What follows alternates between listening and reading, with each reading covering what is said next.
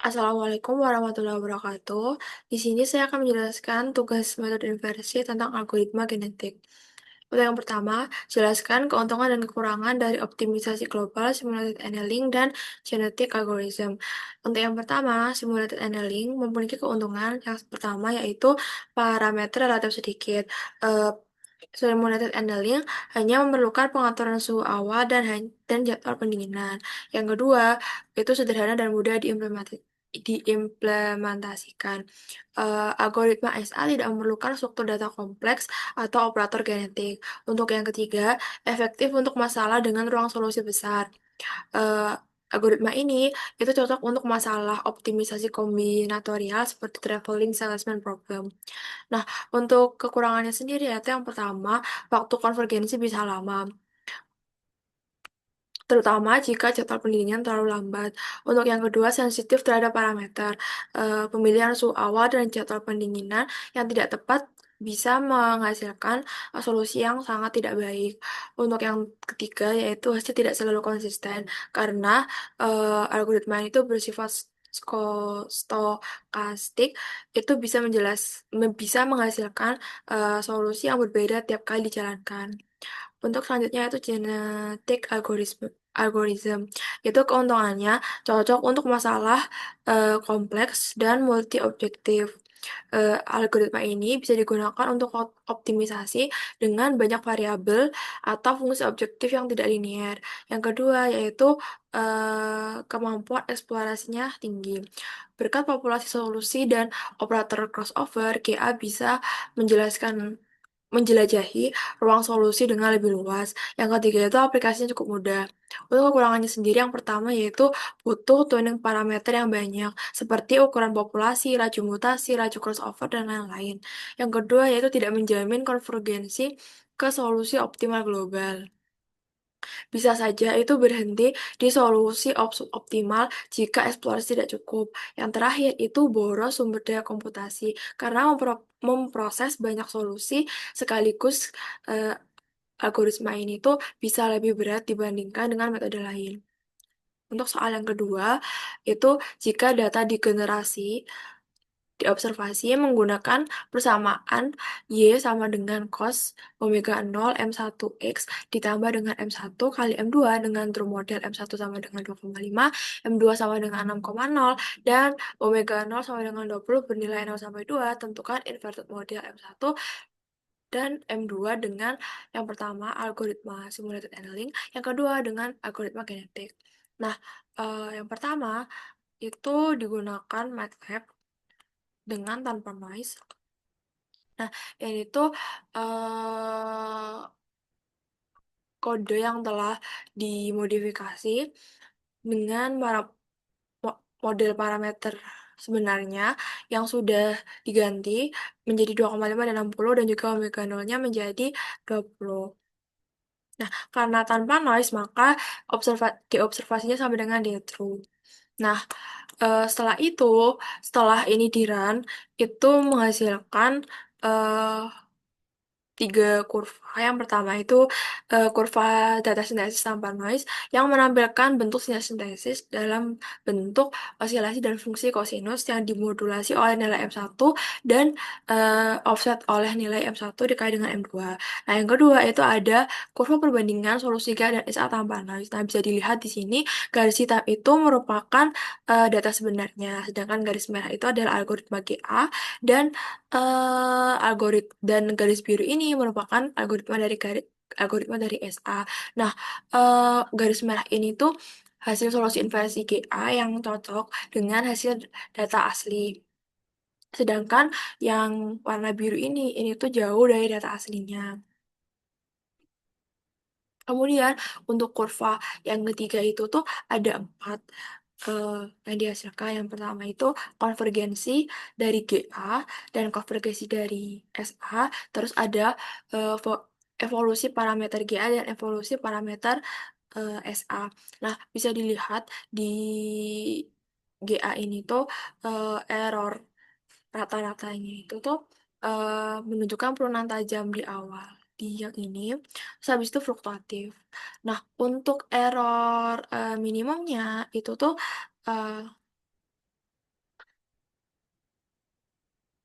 itu mendekati nol di sini, mendekati nol, dan langsung stabil. Tuh, terus itu untuk yang konversi SA-nya ini tuh cenderung stagnan di nilai ini 12,5. Nah, yang itu menunjukkan kalau SA itu tuh tidak mencapai minimum global. Nah, untuk evolusi parameter GA-nya, apa namanya? Di sini yang garis warna biru itu merupakan nilai estimasi M1 dan yang merah itu nilai estimasi M2 dan untuk garis titik-titik ini itu yang warna biru yang warna hijau ini tuh untuk yang nilai aslinya M1 dan ini tuh nilai estimasi nilai asli M2. Nah, di sini itu tuh terlihat kalau eh nilainya tuh mendekati mendekati mendekati dan yang menandakan kalau parameter itu berhasil untuk menghasilkan nilai yang dekat dengan nilai aslinya.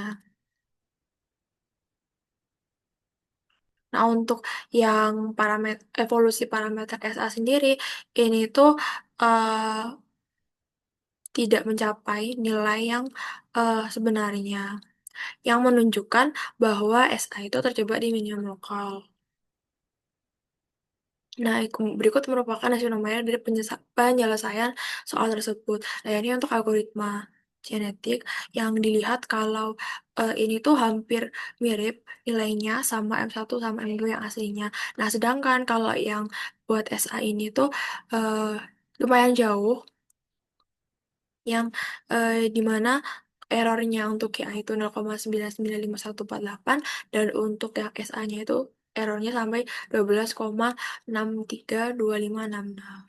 Nah, untuk yang eh, soal nomor 3 itu tuh sama dengan diberikan noise dengan menggunakan random number dari distribusi normal mu, mu sama dengan nol dan sigma sama dengan 0,3. Nah, tentukan estimated model M1 dan M2 dengan menggunakan algoritma simulated annealing dan algoritma genetik. Nah, yang pertama itu ada kurva data sintesis yang dimana eh, garis ini tuh adalah data asli tanpa noise dan sedangkan lingkaran hitam ini adalah data observasi dengan noise. Nah, bisa dilihat kalau datanya itu acak-acakan dan eh, agak jauh dari eh, hasil hasil aslinya tanpa noise. Nah, untuk yang kedua itu ada kurva eh, perbandingan solusi antara QA dan SA. Nah, sama seperti kurva yang ini, di sini tuh eh, garis hitamnya itu adalah yang asli, data asli tanpa noise, dan lingkar hitamnya itu adalah data observasi dengan noise. Habis itu, untuk yang garis merah ini adalah solusi GA, dan garis birunya ini tuh solusi SA. Nah, bisa dilihat kalau eh, data yang ini tuh, yang hasil GA itu hampir mirip itu dengan hasil aslinya, data aslinya. Dan yang data dengan noise itu cukup acak-acakan di sini yang sedikit ada yang jauh dan ada yang mendekati dengan hasil asli tanpa noise. Habis itu untuk yang kurva ini tuh sangat fluktuatif. Eh, apa namanya? Ini tuh kurvanya apa gelombangnya tuh jadi lebih eh, nggak bagus daripada kalau dibandingkan sama yang ini. Yang ini kan jadinya mulus, agak mulus. Nah, yang ini tuh jadinya sangat fluktuatif gitu. Nah, kemudian ada kurva konvergensi dan evolusi parameter SA dan GA dengan noise. Nah, di sini dapat terlihat kalau pada kurva konvergensi GA, error minimum garis merahnya ini tuh tetap konvergen dan error rata-ratanya terdapat fluktuasi. ini fluktuasi ini dan yang artinya GA tuh tetap mampu menemukan solusi terbaik meskipun datanya tuh mengandung noise. Nah, pada kurva evolusi parameter GA, estimasi dari M1 dan M2 tuh sangat mendekati dari nilai aslinya. Nah, untuk yang konvergensi SA ini tuh terlihat ada cukup tinggi dan stagnan sekali. Ini sangat stagnan. Yang asik yang menandakan kalau SA tuh gagal mengatasi efek noise. Nah, kemudian ada kurva evolusi parameter SA. Nah, hasil inversinya itu tidak mendekati dari nilai yang sebenarnya, yang menunjukkan SA itu tetap eh, terjebak di minimum lokal. Nah, kemudian ini adalah hasil algoritmanya. Untuk yang algoritma genetik, ini tuh nilainya tuh hampir mirip dengan nilai aslinya.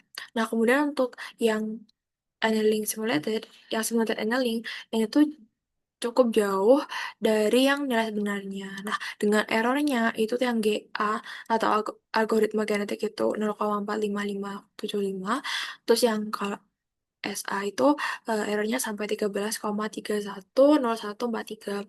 Nah, untuk soal selanjutnya, apa pengaruh pemberian noise di nomor 3 dibandingkan dengan tanpa noise yang di nomor 2 terhadap hasil model inversi? Nah, jawabannya adalah pemberian noise atau gangguan pada data observasi memiliki pengaruh yang cukup besar terhadap hasil estimasi parameter model M1 dan M2.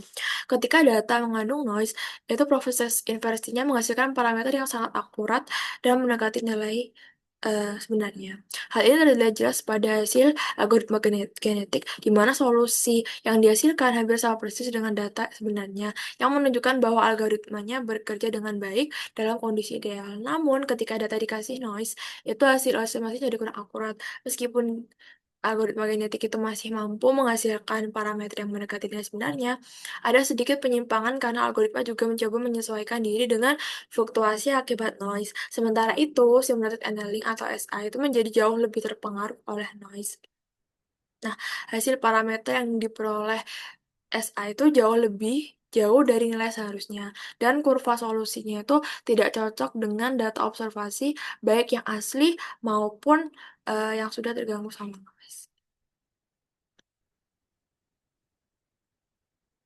Nah, secara umum, NAS itu menyebabkan proses inversi menjadi lebih sulit karena data yang digunakan sebagai acuan itu tidak lagi murni mencerminkan model asli.